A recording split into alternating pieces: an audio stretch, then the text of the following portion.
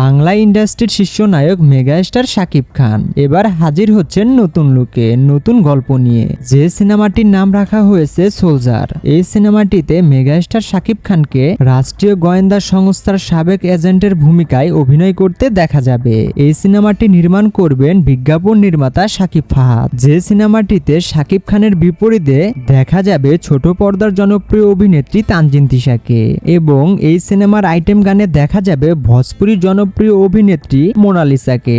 তো প্রথমে শোনা গিয়েছিল এই সিনেমাতে লিড হিরোইনের চরিত্রে দেখা যাবে ছোট পর্দার জনপ্রিয় অভিনেত্রী তানজিন তিশাকে, কিন্তু না, এই সিনেমার লিড হিরোইন হিসেবে দেখা যাবে বাংলাদেশি জনপ্রিয় অভিনেত্রী জান্নাতুল ফেরদৌস ঔশীকে, মিস ওয়ার্ল্ড বাংলাদেশ খ্যাত, যিনি এর আগে অভিনয় করেছেন মিশন এক্সট্রিম, ব্ল্যাক ওয়ার, রাতজাগা ফুল ও আদম সিনেমার মতো সিনেমাগুলোতে।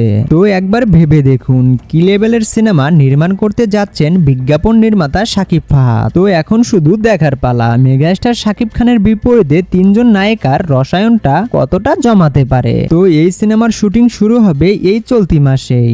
সম্ভবত এই সিনেমাটি মুক্তি পাবে এই ডিসেম্বরেই অথবা 2025 সালের মার্চ মাসে। তবে ঈদ ছাড়াই মুক্তির লক্ষ্য নির্মাণ হতে যাচ্ছে সোলজার সিনেমাটি। তো দেখা যাক কতটা সাড়া ফেলতে পারে সোলজার সিনেমাটি। তো আপনার কাছে কি মনে হয় কেমন হবে সোলজার সিনেমাটি? অবশ্যই কমেন্ট করে জানাবেন। আর নতুন নতুন মুভি রিলেটেড আপডেট পেতে আমাদের চ্যানেলটি সাবস্ক্রাইব করে আমাদের পাশেই থাকবেন। সকলেই ভালো থাকবেন, সুস্থ থাকবেন। আল্লাহ হাফেজ।